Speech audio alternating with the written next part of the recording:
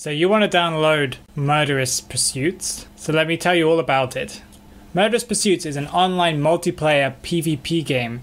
The storyline is based on a cruise ship that is actually a flying cruise ship that is actually a time machine that is traveling around. Mr. X, a mysterious man, has planned a game where people have to murder each other upon the boat without being discovered or caught. He describes this as a game of cat and mouse, where everyone must hunt each other without being caught by other hunters, all with the mysterious goal of finding out his secret plan. This game is very reminiscent of Assassin's Creed Online. I have played this a couple of times before, so if you've played Assassin's Creed Online, you should be familiar with the concept. You start on a small map upon this boat with different rooms, staircases, and different types of bars and things like this that you would find upon a cruise ship.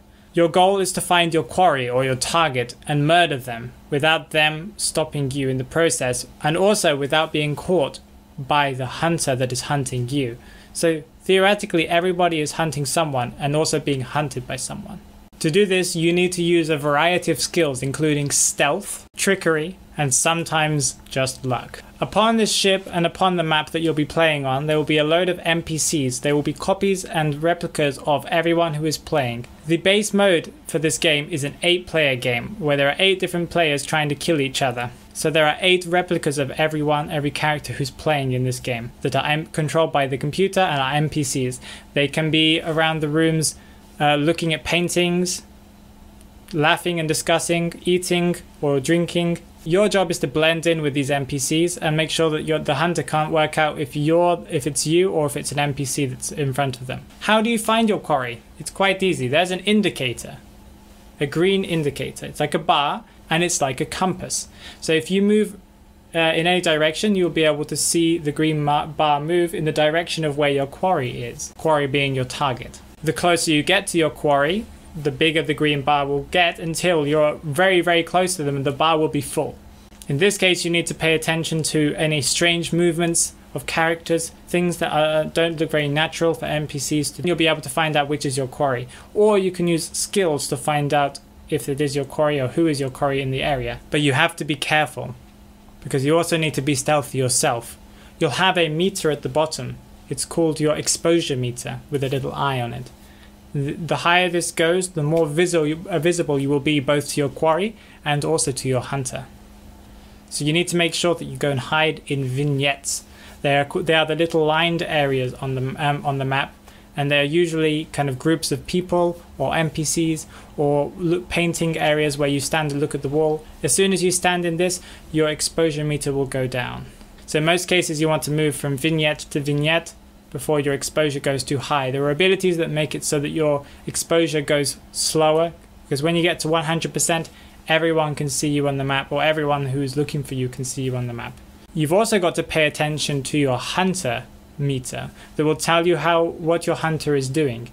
It doesn't indicate in which direction the hunter is coming from, but it can tell you if the hunter is hidden, on the move, or nearby. If the hunter is nearby, you can slap them to reset them, and the game will give them a new target. So let's get straight into me showing you a real game with all the different aspects. Let's go. Starting this match, your job is to go and find the quarry, so we follow the indicator. I notice that the hunter is nearby, so I slap her to reset her, so she now needs to have a new quarry, so I'm safe for the moment. Also, my quarry appears out of nowhere. I use my ability to find out where the quarry is. Well, I already could see the character was coming towards me, so I kill my quarry and then I go back into my protection zone so that my exposure goes down. I'm waiting to find a new quarry, because once you've killed your quarry, you need to wait some time for them to assign a new one. Sometimes it's faster, sometimes it's slower. Okay, so I follow the indicator. I also see if the chest is open. I realize that the chest can't be opened right now. So I follow the indicator. I noticed that my quarry is downstairs with the green symbol at the bottom. So I wanted to find out which character I was looking for. I head downstairs to go and find out where my quarry is. Always paying attention to where your hunter is, or at least if they're nearby. Okay, here we have an example of where the guard is resting. When the guard is resting and the symbol is grey, it means that you can kill your quarry. it also means that you can be killed by your hunter, so you need to pay attention to this.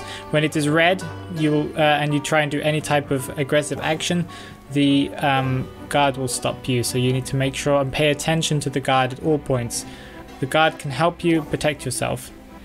Here I pressed the wrong button, I selected the wrong person. You need to be careful, you need to select the person when they are in a yellow outline, it means that you've got them selected. If they have a red outline, it's because you can't interact with them and you need to wait until they turn yellow. Whilst waiting for a new quarry, I recommend that you go and open some chests or have a look around to see for any suspicious actions. I noticed that both my quarry and my hunter are downstairs, so I have time to open up a chest.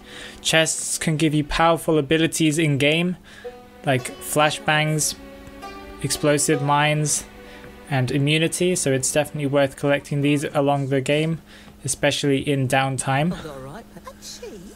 It's also important to make sure that your exposure is down, and actually sometimes just wait for your hunters to come after you. Or maybe even your quarry come near you. Outrageous. Somebody killed my quarry already, so I move on. Hunter is nearby, I react fast. Stun the hunter, reset them so they can't hunt me. For some reason this hunter thought that they still had me as their quarry, so he came up and tried to kill me, but you can't. So that was a bit strange. What? What's going on? I'm safe because the guard is on duty. This man starts acting weirdly. I realize this is my hunter, but he can't attack me while the guard is around. I try to be clever and hide here. I noticed that this guy runs past me. I tried to select him, but he was running too quickly. He then comes back and murders me because I'm in stun mode. I can't react. Dear, dear. I do hope they don't win this before you. Whilst I'm waiting for a new quarry, I will go and open up some new chests, maybe, if I haven't got an ability. Or I will just take a good vantage point where I'm safe, where no one can get to me. I see what cool items are in here. Immunity. I don't really use immunity very often, but it's always good to have. In this case, I take a good vantage point, trying to see which characters come after me. Big and open so you can see which people come through the gates. I realize that this person is also a real person, so I'm careful to make sure that I keep an eye on them. I pay attention to the guy who just came running down the stairs, but I'm not sure if he's the hunter, so I go up to go and follow my quarry since they're on the floor above. Always pay attention to your exposure meter. Make sure you go from a vignette to vignette. Someone runs up the stairs. My quarry's nearby, so I use my detector ability. My quarry's been stunned. I accidentally get in the way of this person, but this person gets in the way of me, and I miss the right thing. I luckily don't get slapped by the quarry. So I notice that she's moving quickly, so I kill her quickly and move on. Hide in the vignette.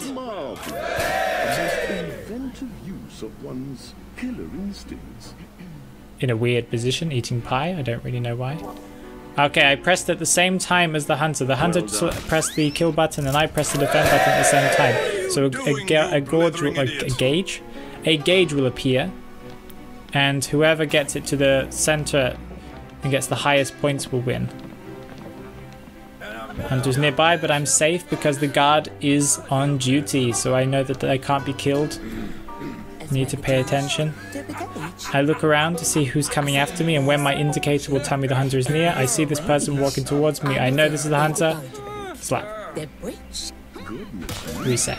I also need to move on because I know that a hunter is following behind me in one direction, so I need to make sure they don't know where I am. For some reason I think this is the hunter. I can't remember my reasons why. And the game ends. Game over. I trust you gave as good as you got, eh? This is a game of Crown Clash. So that last game was the default game, the cat and mouse classic quick match. In Crown Clash, there are 2 crowns that appear on the map. Your job is to go and find the 2 places that you can see them on the map marked with timers. Stand near them, and when the crown appears in one of the positions, you need to claim it for your team. You're playing with 2 other people.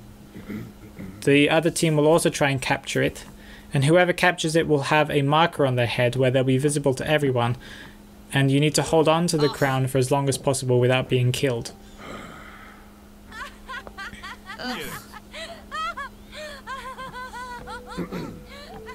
I noticed the crown is not here, it's down below. So I make my way down. I felt like this was a hunter, but apparently it wasn't, or maybe it was, but no, it wasn't. Just the way that the NPC was acting was weird to me. I make sure my exposure meter goes down. I realize hunters are coming around, so I need to be careful.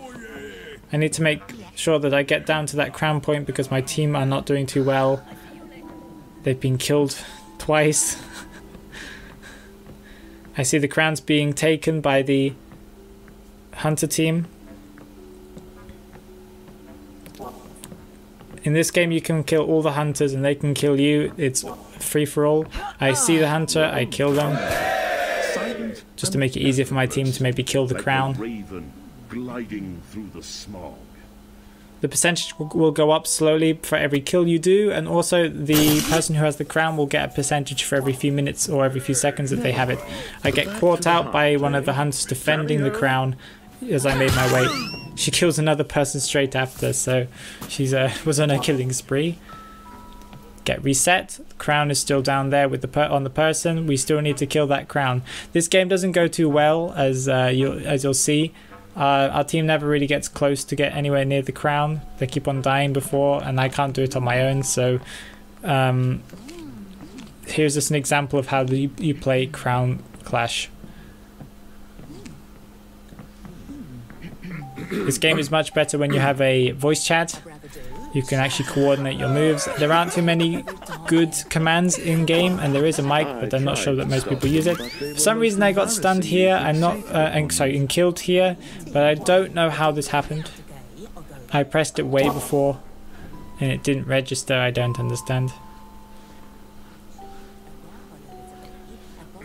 In this game, it's very important to get some items, so make sure you get some items. But anyway, let's move on to the next thing I need to talk about. Okay, we're in the main menu now. There are many different game modes in this game, and I think this is what makes it very interesting. You have the classic hunt mode, and these 2 in the center. The 2 games in the center change periodically. You see they have a timer on them, 23 minutes, 23 minutes. This is how long they are open for, and then they will change to another game. There's VIP Escort, where you need to make sure that your VIP character is safe, similar to Crown Clash. And there's some other modes that I have not tried out. They're all a lot of fun, and especially when you're playing on a team online, it's very important. Here we have your ability cards. Your abilities are what give you skills in the game to make you more powerful. You have your blockbuster cards that actually improve your characters. You can only use them on the characters that are in the image. So endurance only works with these 2 characters, and prudence only works with these 2 characters. They do not work on anybody else. They can make your endurance better or your exposure better. And then you also have your other abilities that are in-game abilities like invisibility or detection abilities.